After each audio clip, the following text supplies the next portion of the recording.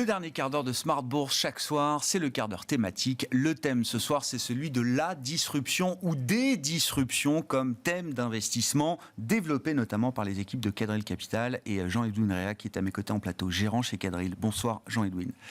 Bonsoir, Merci beaucoup d'être là. On s'était vu une première fois en fin d'année dernière pour expliquer effectivement alors le processus d'investissement du fonds que vous gérez chez Quadrille Capital, qui est un fonds coté, capitalisant sur l'expertise historique de Quadrille Capital, qui est celle du capital investissement. Absolument. Et donc voilà, on avait beaucoup discuté de ces passerelles entre le monde du non coté et le monde du coté, comment on peut capitaliser sur l'expertise non cotée pour enrichir la conduite d'une stratégie dans le monde coté, autour de la thématique des disruptions, je le mets au pluriel parce que des ruptures, il y en a dans plusieurs domaines, dans plusieurs secteurs. Ouais. Et donc, vous avez identifié 3 grandes thématiques de rupture avec lesquelles vous êtes confortable pour investir aujourd'hui. Jean-Yves, si je peux le résumer comme ça. Tout à fait. Merci Grégoire. Bonne année. Eh bien, meilleurs vœux.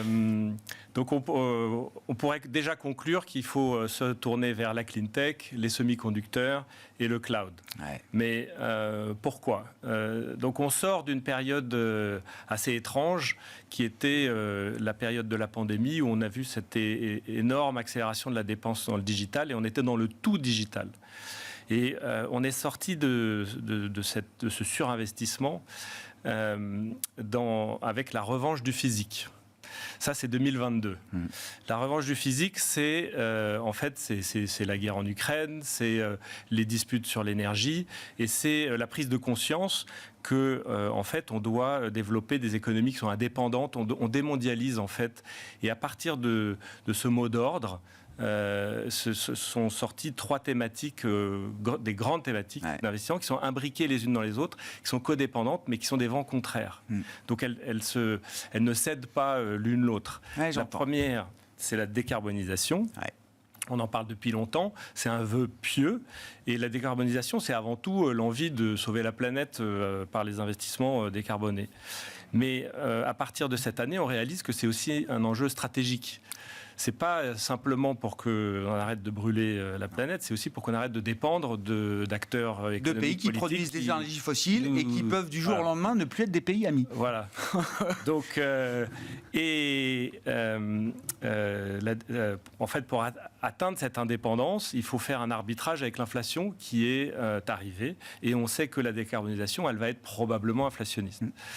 Et le deuxième méga-thème, c'est la démondialisation. Mais c'est lié, mais c'est pas la même chose, ça va pas dans le même sens. La démondialisation, c'est récupérer ou rapatrier des industries stratégiques qui, probablement, jusqu'à ici, ont été très déflationnistes. On les a sortis de nos pays parce qu'on pensait qu'on faisait des arbitrages de coût du travail. Et aujourd'hui, en fait, on paye très cher. Donc, il faut rapatrier ça. Et là, il y a un conflit, ça se heurte au problème de l'inflation aussi. Donc, notre thématique générale suppose que l'inflation va... je crois que vous en parliez dans l'émission tout à l'heure. On en parle tous les jours. Donc l'inflation, elle va redescendre. On était à 10%, c'était pas durable. Mais en revanche, elle va pas retourner à ce qu'on a connu dans le passé, parce que décarboniser et démondialiser, c'est inflationniste. Donc on va probablement s'arrêter autour d'un 3% au lieu du 1,5 ou 2 qu'on avait avant. C'est peut-être utile pour effacer un peu de dette, mais c'est surtout probablement favorable aux investissements en actions aux dépens des obligations, et c'est très favorable aux investissements dans l'innovation. Donc je pense que c'est un très bon moment d'entrée.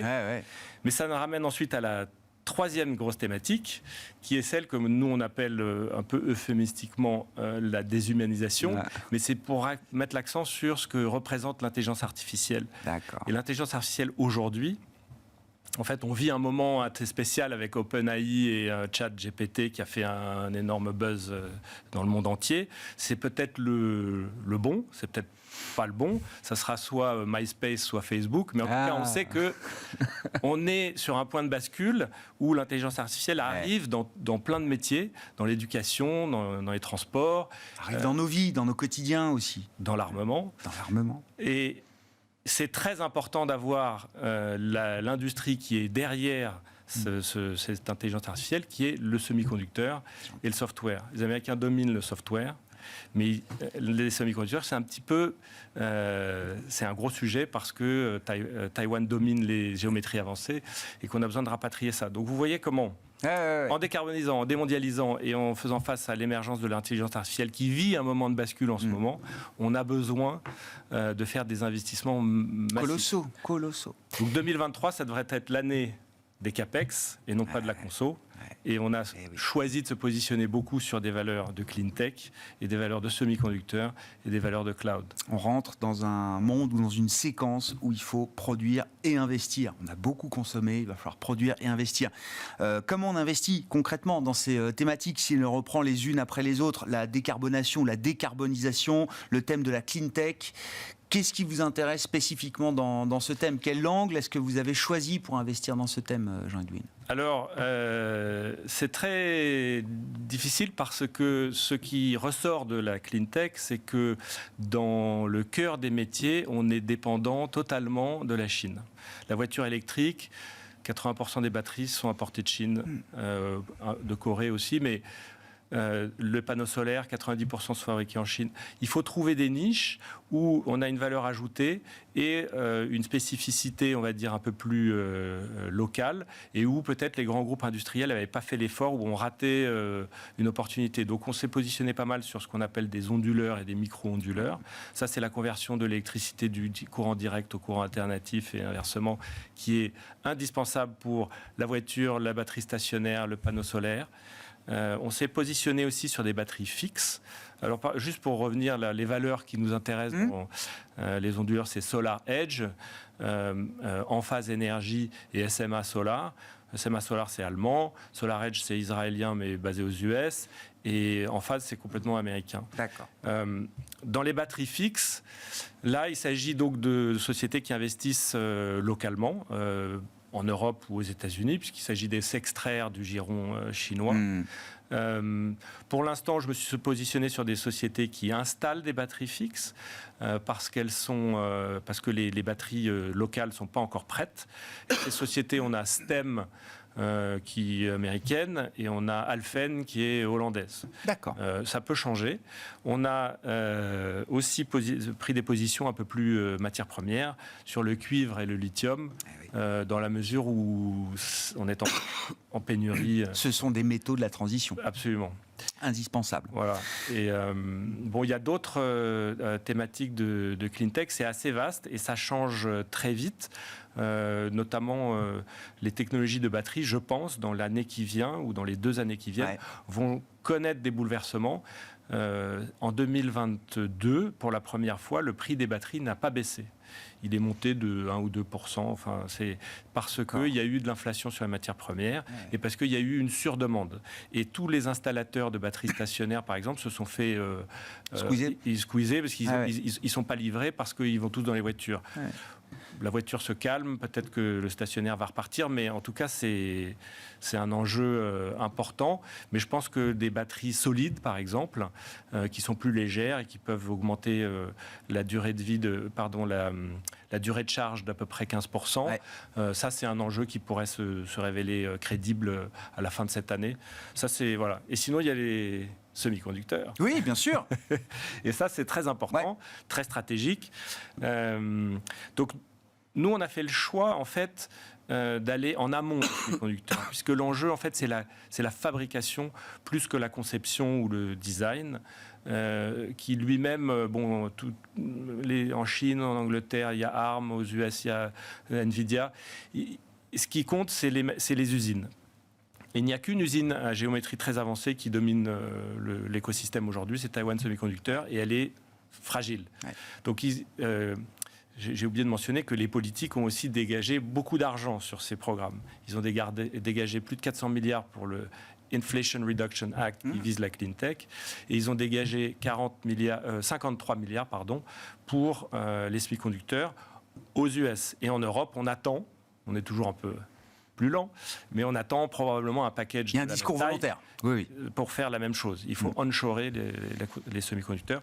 Donc les outils qui vont dans les usines sont Bon, ça dépend des filières, mais globalement, vous avez une dizaine de sociétés qui sont en duopole, les unes et les autres. Certaines sont même en monopole, comme ASM Lithographie en Hollande, ASM International sur la déposition atomique. Tout ça, c'est de la physique très avancée. On a aussi des machines qui font des tests de post-production. Kaela Corp aux États-Unis dans les semi-conducteurs de silicium.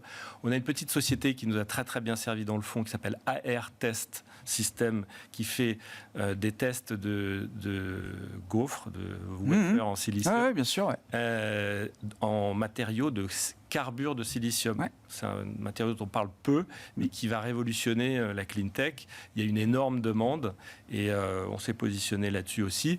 En France, il y a aussi Soitec. On en parle déjà pas mal, mais c'est une énorme innovation. Enfin, il baisse le prix moyen de la production d'un processeur de 15%. Et il se lance aussi dans le carbure de silicium probablement l'année prochaine. ST Micro a été venu nous dire que sur le carbure de silicium, il comptait bien être indépendant à 40% en tout cas en matière d'approvisionnement de carburant en silicium et que pour ça, il y aurait des usines de production de carbure de silicium en France et en Europe. C'est une intégration qui devient très verticale chez certains acteurs au regard de cette... hier avec une start-up pareille. Ouais. Et donc, semi-conducteur, on le retrouve partout. Là, on parlait de la clean tech, de la décarbonisation, mais j'imagine que tout le thème de l'intelligence artificielle justifie également des investissements dans les semi-conducteurs. Je dis ça parce qu'il reste une minute, Jean-Yves, donc il faut qu'on avance. Le thème de la démondialisation, ça m'intéresse également. Comment vous abordez ce thème concrètement Alors pour nous, l'angle d'attaque de démondialisation, c'est surtout celui des semis, mais c'est aussi celui de la clean tech, puisque pour se défaire de l'énergie fossile pour des raisons stratégiques et pas juste climatiques, il faut se défaire de la dépendance chinoise sur la clean tech. Donc en fait, il faut absolument investir dans ces deux filières. Il y en a d'autres, mais par exemple le cloud qui est très important, lui, il a connu son boom de dépenses de 2020 à 2022. Donc il y a une pause probablement. Donc on n'est pas pressé d'acheter du Nvidia ou du Microsoft. Je comprends. On est plutôt... il y a des sociétés plus petites qui sont intéressantes, qui font de l'innovation,